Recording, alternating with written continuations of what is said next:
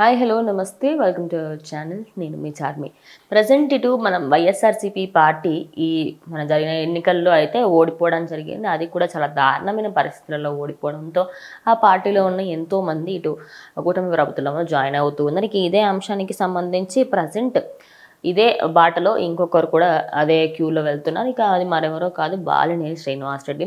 ఆయన గురించి అయితే ప్రత్యేకంగా చెప్పనక్కర్లేదు. జగన్మోహన్ రెడ్డికి చాలా మంచి బంధువు అనుకోవచ్చు. ఆయన అంటే ఒకానొక టైంలో ఆయన పైన ఎన్నో క్రైమ్స్ కూడా ఉన్నాయనే వార్తలు కూడా వినిపిస్తున్నాయి.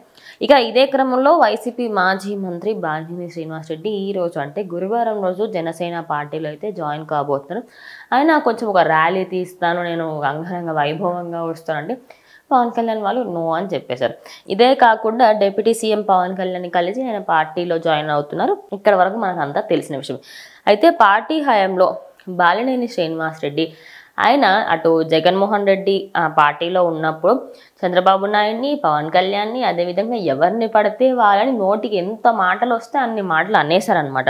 దీనిపైనే తాజాగా ఇటు ఈయన అవినీతిలో చేసిన దానికి సంబంధించి అదేవిధంగా వీటన్నిటిపైన కూడా ఒక ఎమ్మెల్యే నేరుగానే ఆయనకి హెచ్చరించారనమాట. అయితే ఆయనను హెచ్చరించింది మరెవరో కాదు, ఎమ్మెల్యే దామచర్ల జనార్దన్. అయితే ఈయన తాజాగా నువ్వు పవన్ కళ్యాణ్ పార్టీలోకి వెళ్తే ఆయన నిన్ను సేవ్ చేస్తాడు అనుకుంటున్నావేమో, అంత సీన్ లేదు, అసలు నిన్ను వదిలిపెట్టే ప్రసక్తే లేదు. 5 ఏళ్లు పోరాటం చేశామని, అదేవిధంగా ఒంగోలులో టీడీపీ శ్రేణులను బాలినేని శ్రీనివాసరెడ్డి అక్రమ కేసులు పెట్టించి మరీ అవమానించాడని, తనపై 32 కేసులు కూడా పెట్టనని జనార్దన్ రెడ్డి అయితే చెప్పుకొచ్చారు.